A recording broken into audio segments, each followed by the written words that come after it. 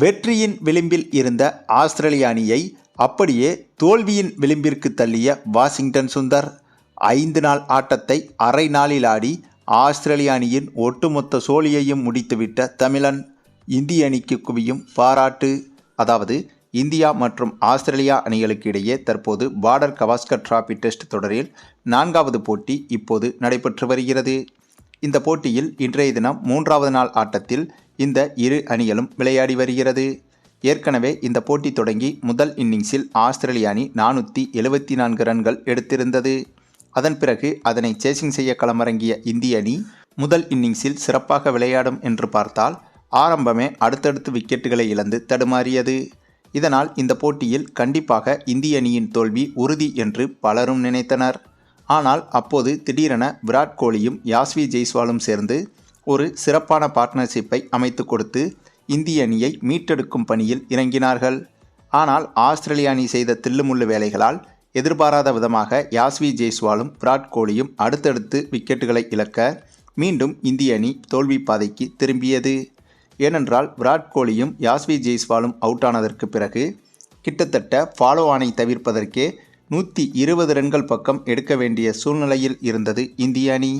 அதே சமயம் இன்றைய 3வது நாள் ஆட்டம் தொடக்கத்திலேயே ஜடேஜாவும் ரிஷப் பண்டும் அவர்களது விக்கெட்டுகளை அடுத்தடுத்து இழக்க இது இந்திய அணிக்கு மிகப்பெரிய பின்னடைவாக மாறிவிட்டது.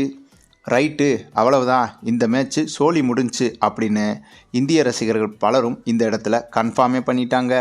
ஆனால் அப்போதாங்க அந்த அதிசயம் நிகழ்ந்தது. ஆமாங்க, நம்ம வாஷிங்டன் சுந்தரும் நிதிஷ்குமார் ரெட்டியும் சேர்ந்து ஆஸ்திரேலிய அணியின் மொத்த ஆசையையும் குழி தோண்டி புதைத்து விட்டனர்.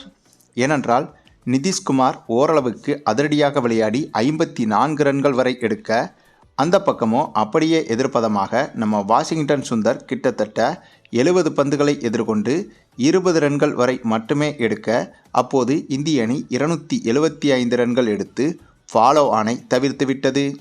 இதில் என்ன ஆச்சரியம் என்றால் இந்திய அணி ஃபாலோ ஆனை தவிர்ப்பதற்கு முக்கிய காரணமாக இருந்தது நிதிஷ்குமார் ரெட்டியின் அரை சதத்தை விட நம்ம வாஷிங்டன் சுந்தரின் நிதானமான ஆட்டம்தான் என்பதும் குறிப்பிடத்தக்கது.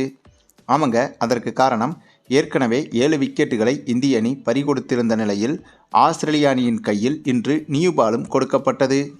ஆஸ்திரேலிய அணியின் கைகளில் நியூ பால் வந்தால் என்ன நடக்கும் என்பதை நான் சொல்லி தெரிய வேண்டிய அவசியமில்லை. ஆக அப்படிப்பட்ட சூழ்நிலையில் ரன்களை சேர்ப்பதை காட்டிலும் நியூ பாலை ஓல்டு பாலாக மாற்றுவதற்கு அதிகமாக மட்டை வைக்க வேண்டும் அல்லது பின்பக்கமாக பந்தை அடிக்காமல் விட வேண்டும். இதுதான் கிரிக்கெட்டின் மிக முக்கியமான விதிமுறை. இப்படி செய்வதால் நியூ பால் என்பது விரைவாகவே தேய்ந்து ஓல்டு பாலாக மாறிவிடும். அதன் பிறகு ஆஸ்திரேலிய அணி எவ்வளவு போராடினாலும் விக்கெட்டுகளை வீழ்த்துவதற்கு கடினமாக போராட வேண்டும். ஆகவே அந்தளவுக்கு ஆஸ்திரேலிய அணிக்கு கடினமான வேலையை கொடுத்தவர் இந்த இடத்தில் நம்ம வாஷிங்டன் சுந்தர் தாங்க. ஆக மொத்தம் என்னதான் இந்த போட்டியிலும் இந்திய அணி வெற்றி பெறுவதற்கு கடினமாக இருந்தாலும் கூட குறைந்தபட்சம் தோல்வியை தவிர்ப்பதற்கு ஃபாலோ ஆனை தவிர்த்த இந்திய அணியின் இந்த ஒரு இன்னிங்ஸை பற்றி நீங்கள் என்ன நினைக்கிறீங்கன்னு உங்களுடைய கருத்துக்களையும் கமெண்டில் தெரிவிங்க.